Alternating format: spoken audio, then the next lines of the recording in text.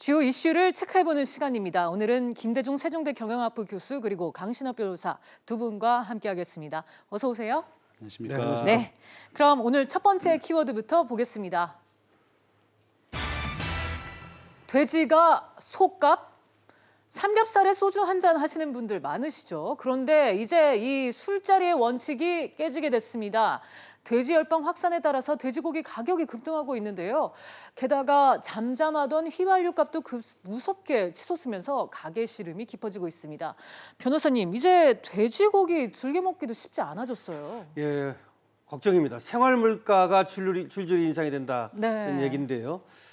돼지고기 값이나 뭐 소값이나 소고기 값이나 이제 그거다 이런 얘기입니다. 과거에는 그래도 소고기는 많이 못 먹어도 네. 돼지고기는 쉽게 접근했고 그 중에서 이제 삼겹살이 가장 선호되는 그런 그렇죠. 육류인데요. 네. 지금 보면은 삼겹살 값이 지난달에 비해 가지고 약 17%가 올랐고요. 네. 2월에 비해서는 약 36%가 올랐습니다. 이 이유가 이제 아프리카 돼지열병이라고 하는 거 등등도 있고, 그다음에 또 이제 4월이 이렇게 되면서 또 좀 더 소비도 더 늘어나는 것도 있습니다만은, 근데 사실은 우리나라에서 이제 돼지고기가 그 소비되는 양 중에서 약 3분의 1이 외국에서 들어오는데요. 네. 이 아프리카 돼지열병으로 인한 것은 아직 반영이 안 됐어요. 네. 그러니까 반영이 되면은, 그리고 또 5월이나 6월에 향락철 아닙니까? 그렇게 되면 돼지고기 값이 더 오를 가능성도 있죠. 네. 그래서 어쨌든 지금 정부에서 대책을 세우지 않으면 그야말로 돼지고기 사 먹기 어렵게 됐습니다. 네, 교수님 지금 변호사님도 말씀을 하셨는데 아직 수입 돼지고기 가격이 반영이 안 된 상황이라고요? 예, 지금 현재 그 비축되어 있던 돼지고기가 방출되고 있기 때문에 네. 그렇게 많이 반영이 안 됐는데요.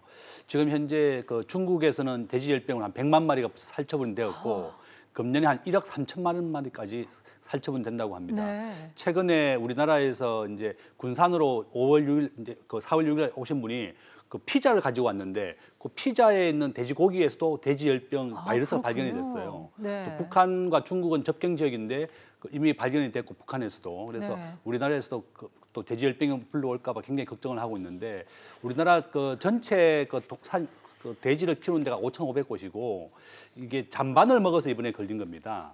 돼지고기 그 돼지열병이 뭔가 하면 돼지고기의 부산물인 그걸 먹으면 그 돼지가 이제 돼지고기를 먹는 거죠. 그렇게 돼서 이제 그게 된 거고 또 한 가지 원인이 이제 분변, 이제 돼지의 이제 그 똥 같은 경우가 네. 이제 멧돼지가 먹고 이제 이것이 이제 그 옮겨가는 겁니다. 그래서 두 가지 원인으로 돼지 열병이 확산되고 있고 네. 국내 사육 농가는 제발 좀 잔반을 좀 먹지 않도록 잔반을 먹이지 않도록 좀 정부가 좀 도와달라 이렇게 지금 그 사료만 먹게 해달라 이렇게 요청하고 있는 상황입니다. 그렇군요. 그렇다면은 지금 기존의 업체에 들어온 물량이 다 소진이 되면은 가격이 급등할 가능성이 지금 매우 높겠네요. 예, 그렇습니다. 이미 현재 미국과 스페인 등에서 매우 급등을 했고 네. 또 중국에서는 가장 많은 돼지고기를 생산하고 가장 많이 소비를 하는데요.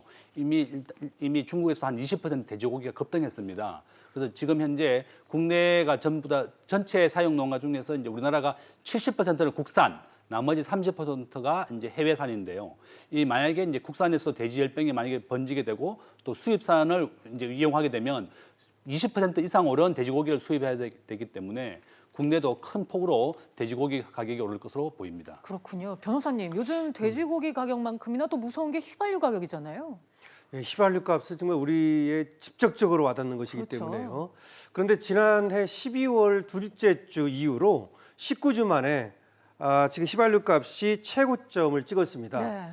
그 이유는 뭐 여러 가지가 있습니다만은 사실은 이제 이란 금수를 한다는 그런 얘기도 있고요. 그 다음에 다음 달부터 유류세 그 인하분 이것이 이제 또 줄어들게 되거든요. 휘발유 같은 경우에는 리터당 65원 정도가 이제 우리가 더 쓰게 돼요, 돈을. 그리고 경유 같은 경우는 리터당 46원 뭐 이런 건데 어쨌든 이와 같이 휘발유 값이 이제 급격하게 오르게 되면 다음 달부터는 더 오를 가능성이 많거든요. 그러면 생활 물가가 돼지고기뿐만 아니라 줄줄이 오르는 것이어서 다른 물가에도 영향을 미치게 되죠. 그것이 좀 걱정입니다. 네. 교수님, 아무래도 지금 미국의 이란 제재에 따른 국제 유가 움직임이 영향이 컸다 이렇게 볼 수 있겠죠. 예, 그렇습니다. 우리나라는 전체 수입 물량 중에 한 10%를 이란산을 수입해 왔는데요. 네. 이란의 경질류 같은 게 우리나라에 이제 우리나라 원유를 수입해서 이제 그걸 분해해서 항공유, 휘발유, 경유 이렇게 하는데 약 10% 영향을 받게 됩니다. 네. 지금 현재 이제 미국과 이란이 이제 상황이 덜 안 좋으니까 이란의 경제를 고립시키기 위해서 이란이 수출하는 모든 것을 막겠다.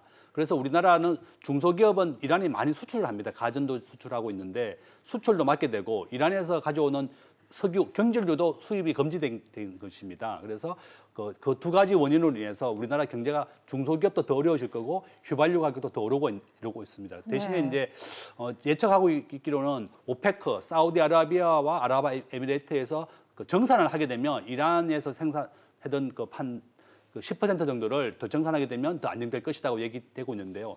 이게 보통 우리가 대체제라 그럽니다. 이제 시간 예측되어 있는 상황이고 또 시간을 좀 두고 있기 때문에 아주 큰 폭으로 오르지 않겠지만 일단 상당히 큰 영향은 올 것 같습니다. 그렇군요. 지금 정부도 예의주시하고 있는 상황인데 일단 이미 밝혔던 유류세 인하폭은 조정이 없을 것 같고요. 이런 추세라면 휘발유 값이 리터당 1,500선을 돌파하는 것도 시간 문제일 것 같습니다. 변호사님, 이 서민들의 부담이 더 커질 것 같아요. 글쎄 경기가 이제 마이너스 성장을 또 하고 있고요. 네. 그리고 또 생활 물가가 줄줄이 오르고 있는데요.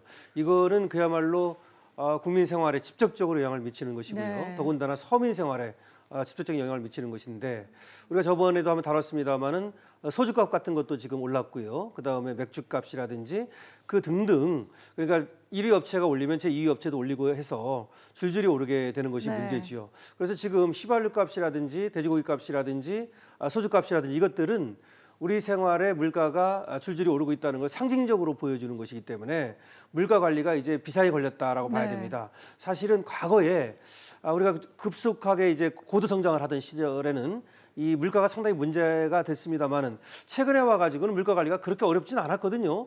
그런데 경기가 이제 나쁘면서 또 물가가 오르는 네. 그야말로 인플레이션이 아니라 디플레이션이 문제가 되기 때문에 여기에 대한 확실한 정부의 어떤 대책이 필요합니다. 네, 지금 경기가 안 좋은데 생활 물가가 오르는 상황, 이 서민들의 시름은 더 커져만 가고 있습니다.